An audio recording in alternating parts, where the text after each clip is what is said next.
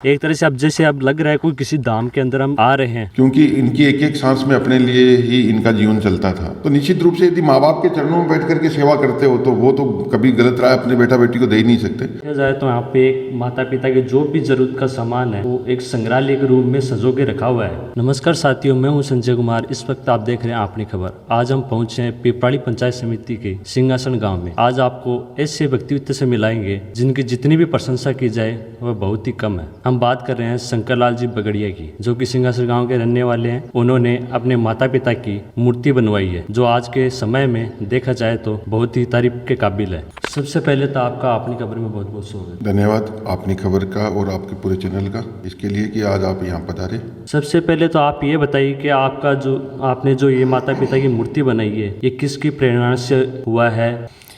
ये सर इसके लिए पूरे जहन में शुरू से ही था। ये प्रेरणा स्वप्रेरित प्रेरणा थी मेरी, किसी का देख के मैंने कुछ नहीं बनाया।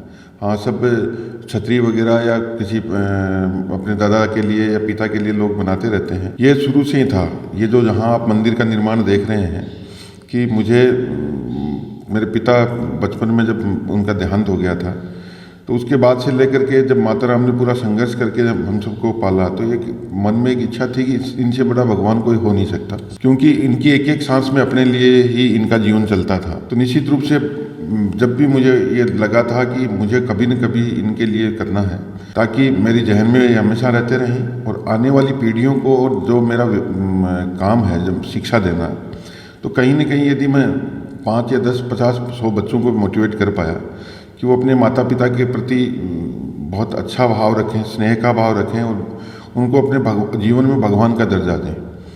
ये प्रेरणा लेकर के मैंने इसका विचार पैदा किया था और इनका दाह संस्कार भी यहीं किया था माता राम का। और उसके बाद उनकी प्रथम पुण्यतिथि पर जो अभी 23 फरवरी को थी, ये मंदिर का निर्माण किया था। तो आपके माता पिता को गुजरे हुए कितना वक्त हो गया और उन्होंने आपको इतना काबिल बनाया कि आज आप सीकर के अंदर नवजीवन नाम से संस्था चलाते हैं? सर मैं निवेदन करूं आपको, मेरे पिताजी, मैं 3 साल का था तब बचपन में उनका देहांत हो गया था एक्सीडेंट में। वो पहले सेना में थे। उसके बाद माता राम ने ही पूरा पढ़ाया। 4 सिस्टर थी, एक अकेला भाई था। तो बचपन से लेकर के आज तक जो मेरे गुरु थे मेरे पिता थे, और तीसरी भूमिका जो उनकी खुद की थी माँ। तो गुरु, पिता और माँ तीनों की भूमिका में मेरे जीवन में वही थे।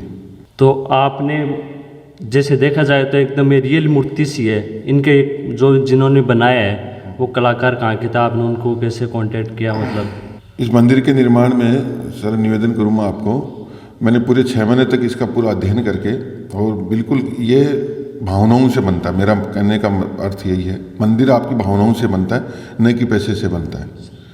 तो ये इसमें पूरा एक एक चीज़ देख करके कि कहाँ पर मुझे मूर्तिकार मिलेंगे।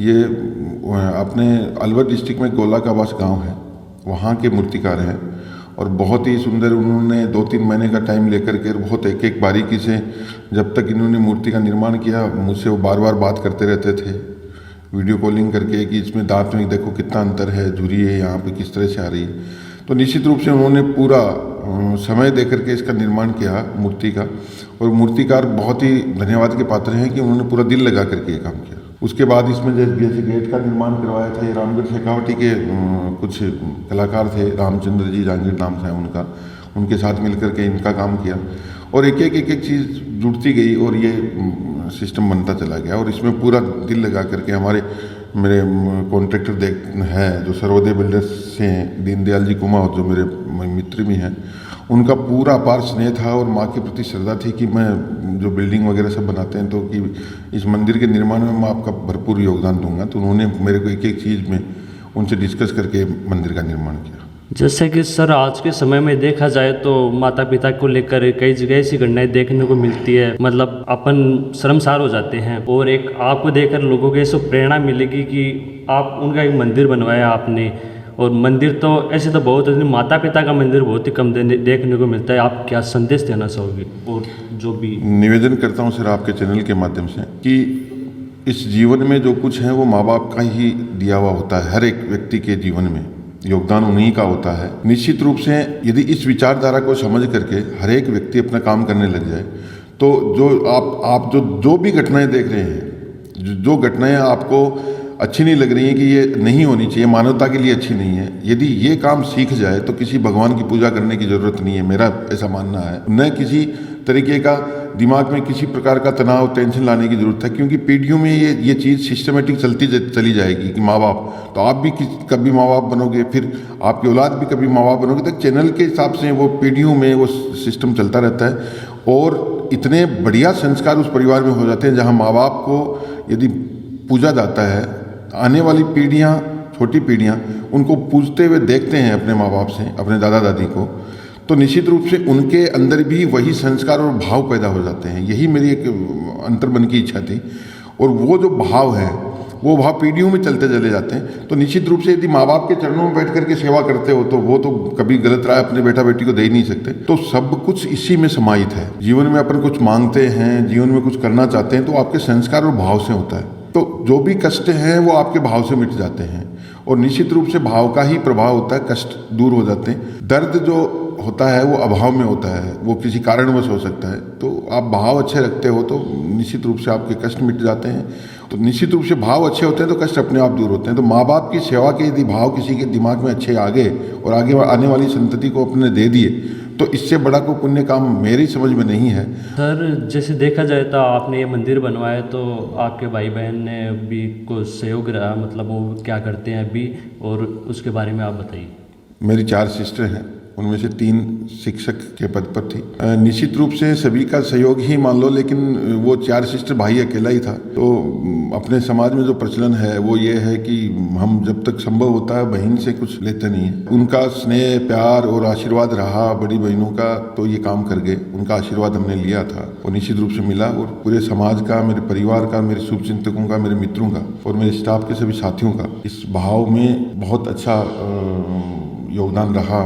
शुद्ध भाव से ये काम हुआ और निश्चित रूप से मैं ये मानता हूँ कि यहाँ पर जीवंत आत्मा है वो, जो मुझे अच्छे रास्ते पर चलने की प्रेरणा देती है, मेरे से जुड़े हुए सभी लोगों को प्रेरणा देती है। देखा जाए तो यहाँ पे एक माता पिता के जो भी जरूरत का सामान है वो एक संग्रहालय के रूप में सजो के रखा हुआ है। तो आप देख सकते हैं चैनल के माध्यम से कि यहाँ पर उनके जो भी है चप्पल है, मोबाइल है, जो भी उन्होंने उपयोग में लिया है, चश्मे हैं और भी इनकी बीपी की मशीन है, रुद्राक्ष है, लोटे वगैरह, मतलब जैसे पीड़ा है, ये सारे मतलब इन्होंने एक संग्रहालय के रूप में रखे हुए। मतलब उनकी कितना सम्मान दे रहे हैं अपने माता पिता को, और वो आज देख रहे होंगे तो बहुत खुश हो रहे होंगे कि उन्होंने बेटे ने कितना बड़ा काम किया है।